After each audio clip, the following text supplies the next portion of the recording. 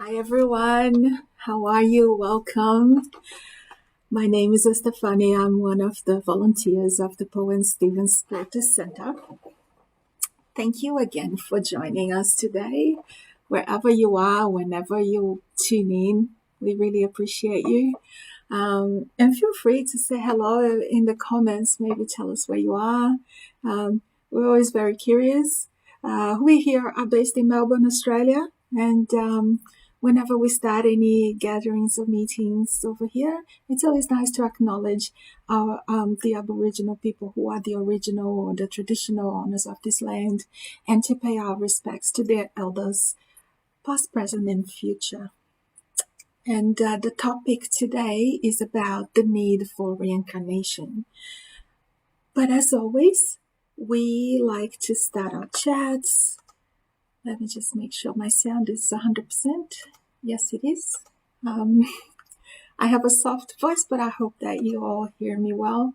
And yes, we always start with a prayer. And what I'd like you to do is, if you feel comfortable, close your eyes. And for a moment, let go of all the to-do lists. Let go of all your plans, of all the distractions, all the screens. Take a moment to feel your body. Are you sitting comfortably? Are you holding tension anywhere? And as we take a deep breath in, imagine the tension leaving your body as you exhale.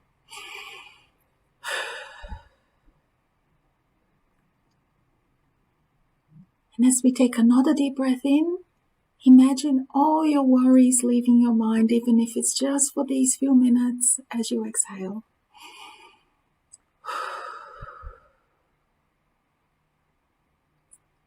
And as we take one last breath, deep breath in, soften your facial expression with a little smile, and exhale with a sigh.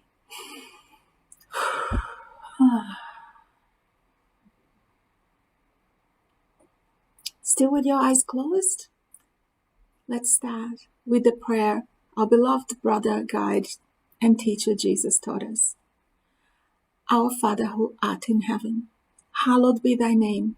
Thy kingdom come, thy will be done on earth as it is in heaven. Give us this day our daily bread, and forgive our trespasses, as we forgive those who trespass against us. And lead us not into temptation, but deliver us from evil. For thine is the kingdom, the power, and the glory, forever and ever. So be it. We can open our eyes again. I like you to relax, but not fall asleep. So reincarnation is a vital topic for understanding the entirety of the Spiritist teachings, right? And it's okay. We understand if some of you or some of us might have some trouble with it. Even Kardec, the decoder of the materials or the organizer of all the information, we always go back to the pillars of the Spiritist philosophy, which are the 5 books: the Spirit's book, the Gospel according to Spiritism, Genesis, Heaven and Hell, and the Medium's book. When he first started doing that work, he was a little bit skeptical about this whole concept, because it's not generally what is presented to us as we're growing up and going to school and in the in the general accepted beliefs of society. But as he got deeper and deeper into all the information and in that the higher spirits were explaining to us through him, he realized that reincarnation is the key that unlocks all the doors. Without it, the rest of the knowledge remains blocked to us. They are behind the door and we can't get through. So we're always going to be that little bit or a lot confused until the moment we accept that reincarnation is the way our spirit evolves, and that our soul and our body were not created at the same time, and they most certainly will not finish in the same moment either. So that is how everything else becomes clearer. And that's what Kardec found, that once he understood and accepted the fact of reincarnation, everything else made sense. Now, don't get me wrong, understanding about reincarnation won't mean that you automatically know everything, but it opens those doors where you can go through and you can find more information about everything or about a lot of things. Depends how much you look, right? And of the many examples we could give, I think the clearest one that we can talk about with the little time that we have, which is only enough for some little nuggets, because it's a massive topic. But the one that is really clear is the different types of lives that we all lead, that we all come to have, right?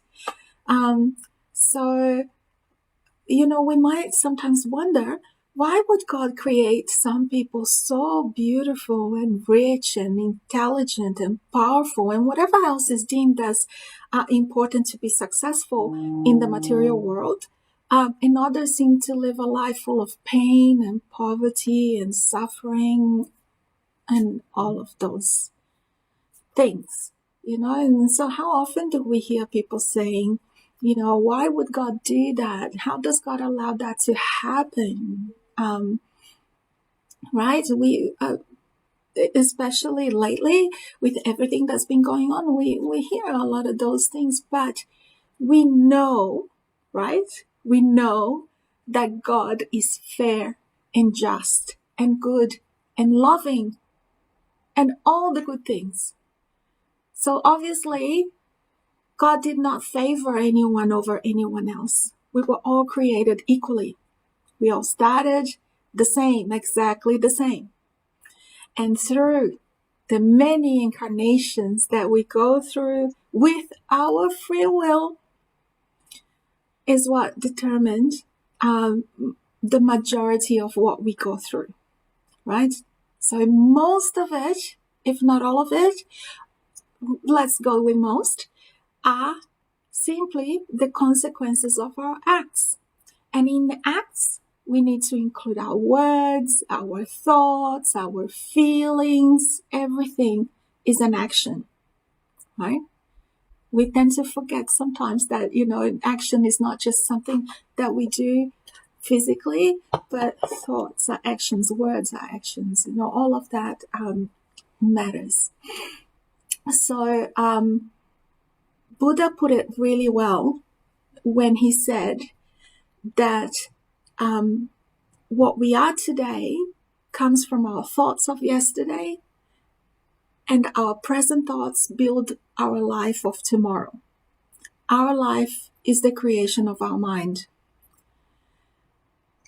So we can take that phrase from Buddha and we can apply with all the other things as well. So not just the thoughts, which, like I said, is our actions, but it's what we do today is a direct result of things we did before, and will have an impact on what comes after, right? That just is how it is. And amazingly, you can apply that to all kinds of time frames. Think about it. If we take it really literally, right? When we say that, what happened yesterday is what becomes of our today and the building blocks of tomorrow. If we take that literally, right? So what we did yesterday affects our today. And we all know that. If we ate something bad yesterday, today is not a good day. If we fell down yesterday, today we still have pain. If we got a promotion yesterday, hopefully we'll still be happy today. If you called that person and made a date for after the chat, you're likely feeling quite animated, right? And likewise, what we do today will affect our tomorrow. So if we get no sleep tonight, or if we go to bed very late tonight, tomorrow morning may present a struggle to get out of bed. right? Or a bigger struggle, if anyone isn't like me.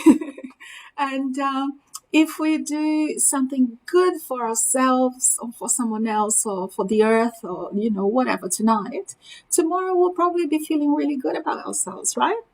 So it is all connected. And I'm sure you're thinking, well, that is just so simplistic.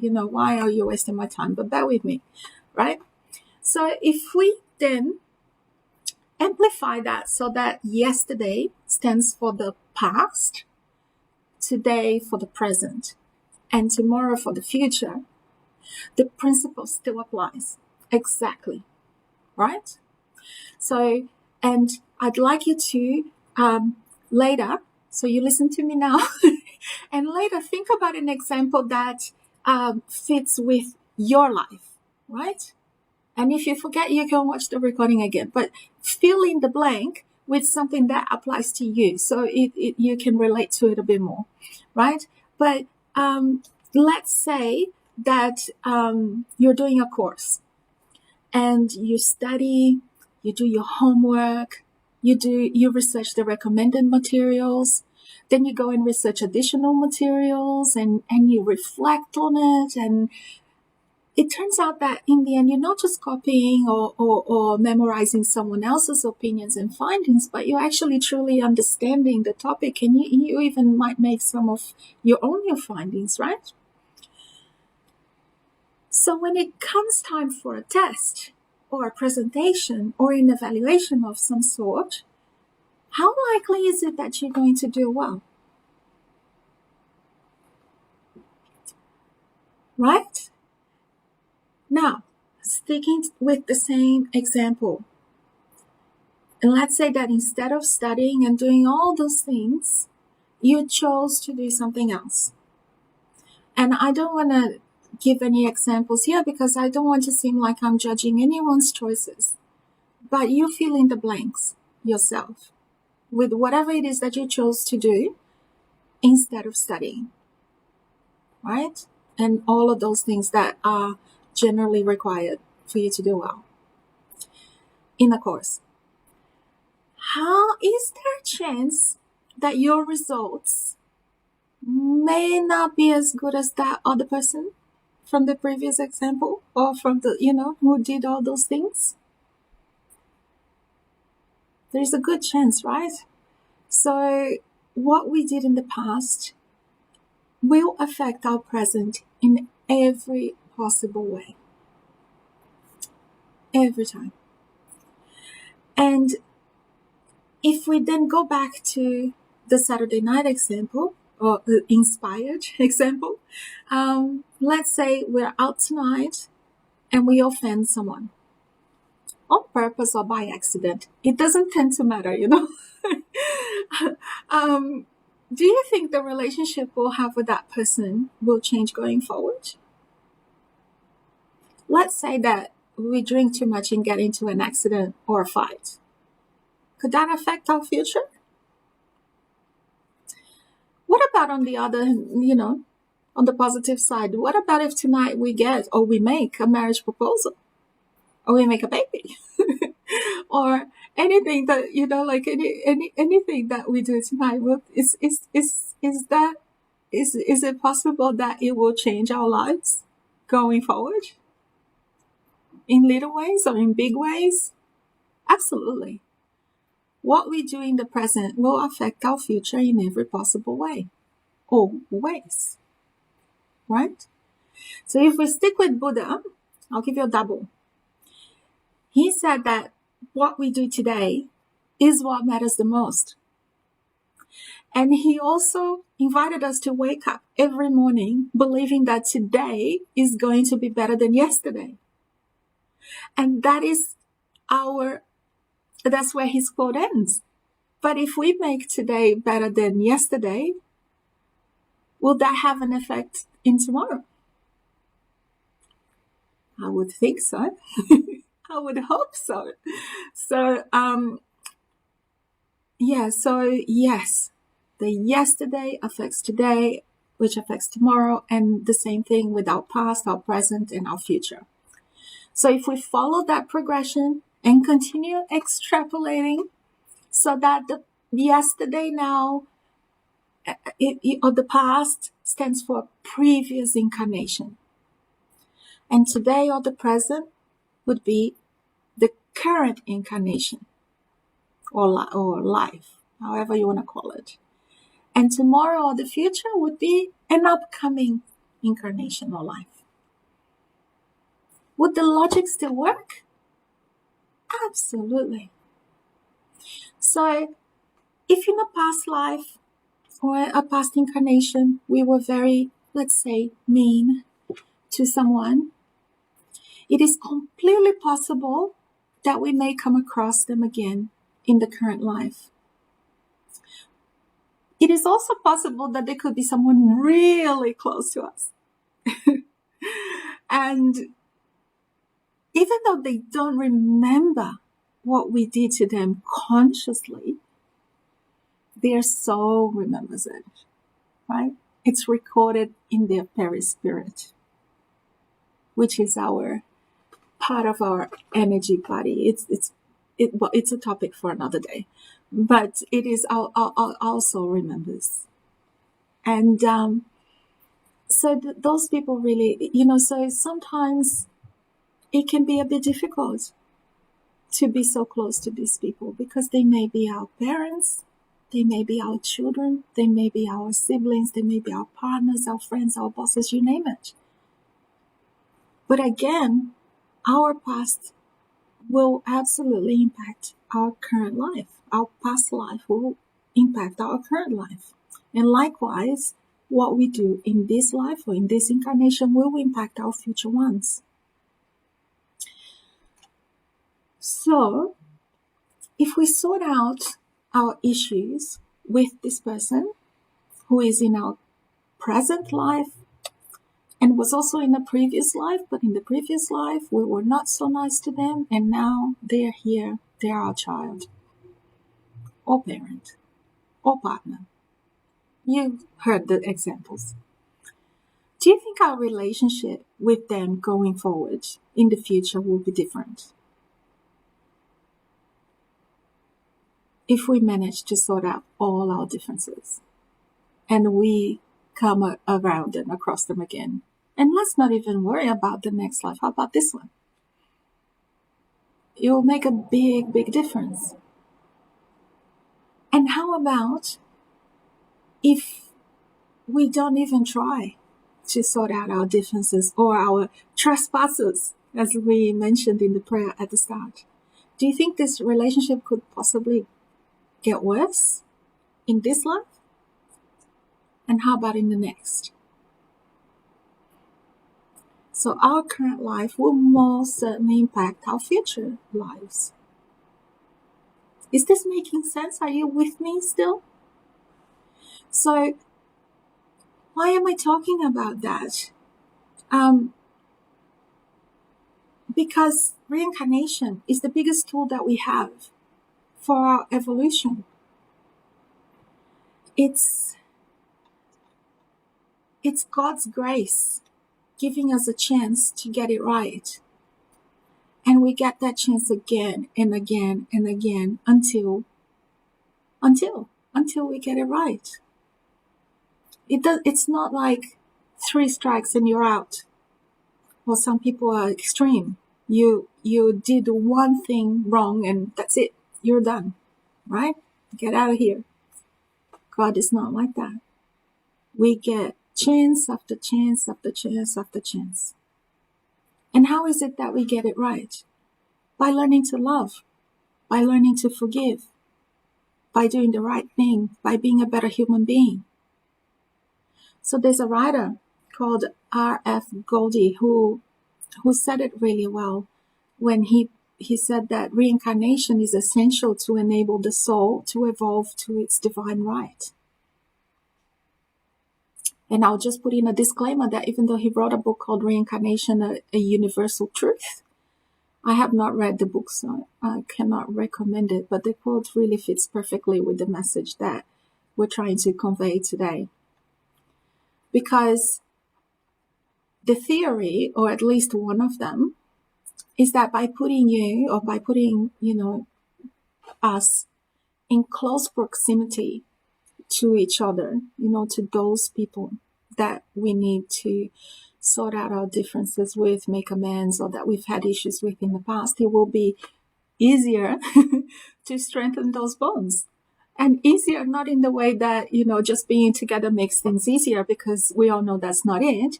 But it's easier than if we're here in Australia and the other person is goodness knows where. So, it is more accessible. They are more accessible for us to strengthen those bonds and work on those issues, right? And let go of the past. Let go, so that we can go on to the future without carrying all these problems and these issues and these things. So, for instance, if you have a child and you just love that child, even if they were your enemy in the past, if you did something terrible to them or they did something terrible to you, and in this life they might make your life really difficult, right? But you still love them. And loving them and looking after them and guiding them and forgiving them for all the trouble they cause you is our opportunity to atone for what we may have done to them in the past. So do you get it? It's an opportunity. It's not a punishment. It's not a punishment for us to come into this life with all these people that make it difficult. It's an opportunity, because Jesus once told us, it's in Matthew 5:23-25.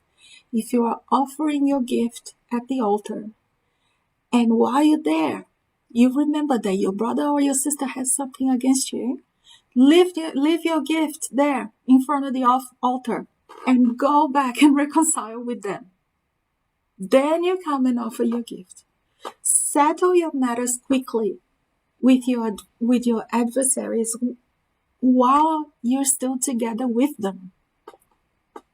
So if you've got someone in your life now, this is the time to do it.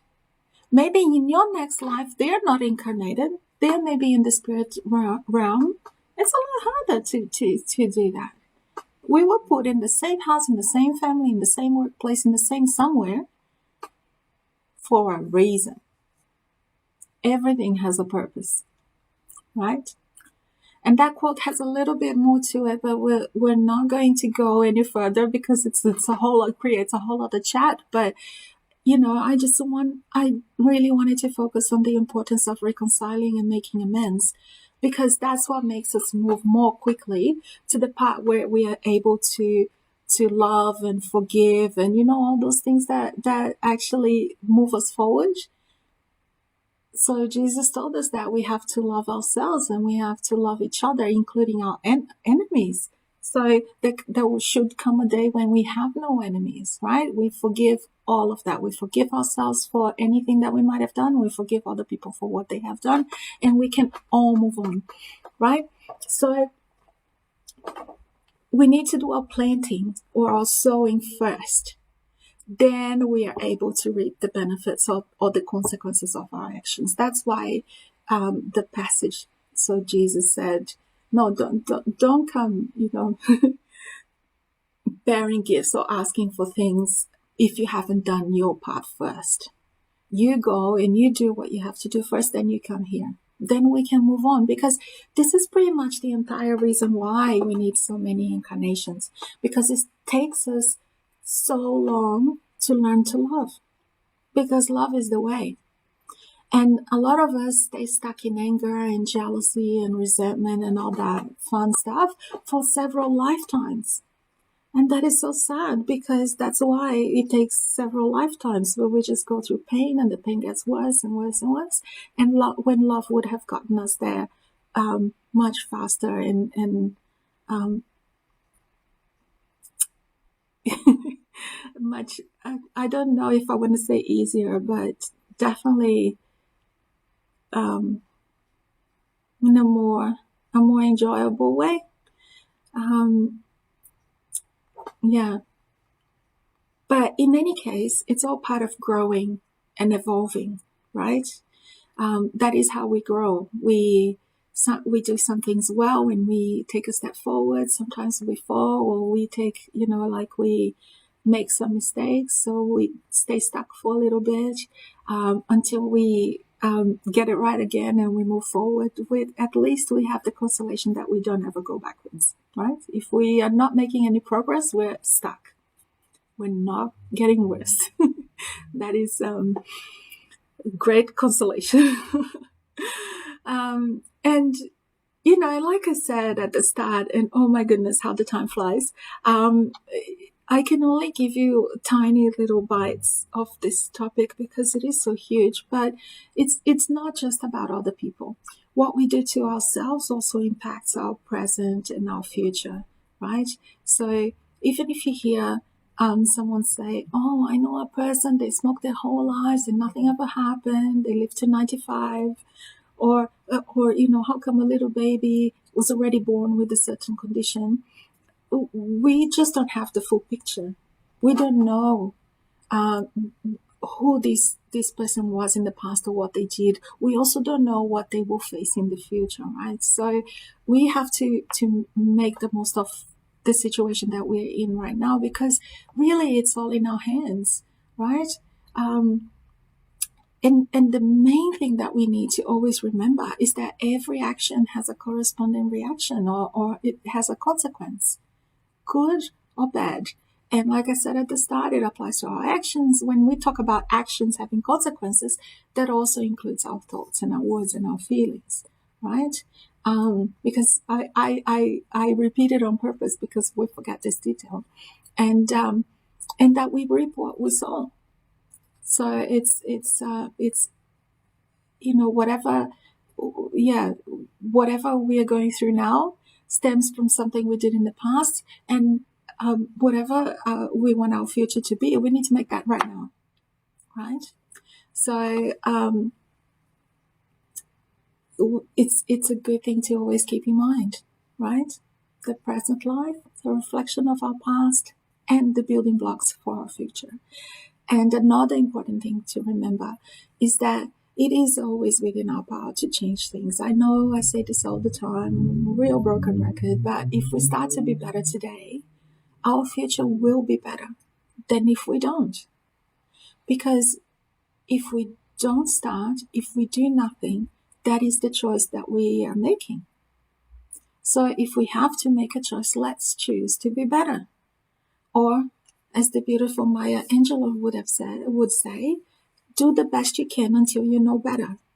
Then when you know better, do better. Yeah, we can try. And we always end with a prayer. So if you feel comfortable, please close your eyes again. Take another deep breath.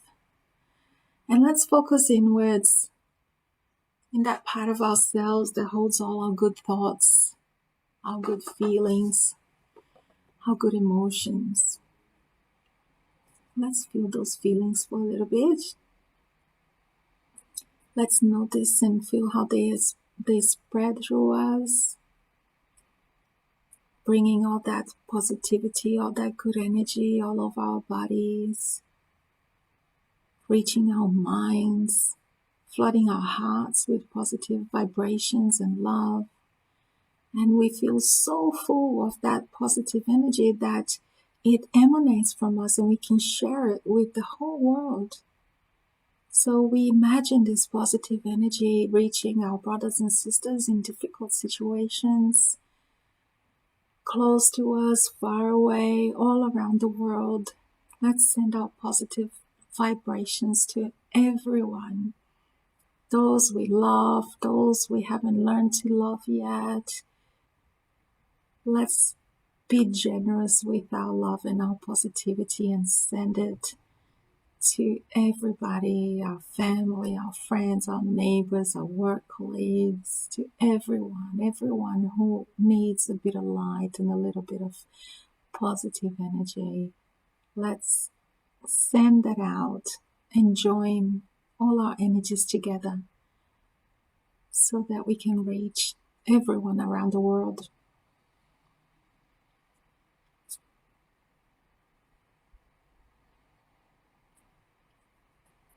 And we come back to our bodies feeling energized, feeling peaceful, feeling that our homes have been inundated with our love and positivity. Our water has been transformed, and we will drink it, and it will continue to bring that positiveness to our body. And may we carry this feeling with us always. If you haven't done so already, you may open your eyes back up. I'd like to thank you once again for sharing this time with us, and I hope that you enjoy our chats, from every Saturday or whenever it is that you join us. And before we go, we just wanted to mention that our brothers and sisters in Brazil are going through a particularly difficult time lately, and we at Paul and Stephen Spirit Center are trying to help in whatever little ways we can. We try to help people over there through some charity organizations over there. And we also try and help people here. We are coming to the cold season in Melbourne. It's raining, it's cold, there are homeless people here. So tomorrow we are delivering our breakfast packs that we do once a month. And to do all of that, we need your help. And if all you can help us with is prayer, we did talk about that the other day, and prayer is very powerful, and that is great. You can help that way. But if you can also give some material help, because people are indeed cold and here and hungry over there, then you can donate any amount that you wish. We have our bank account in our Facebook page, in our Instagram, in our website, or if you like, you can just reach out to any one of us that you may know. And we thank you from the bottom of our hearts with whatever you decide to do. So that's it from me. I wish you an amazing week, and I'll be seeing you soon. Take care. Much love.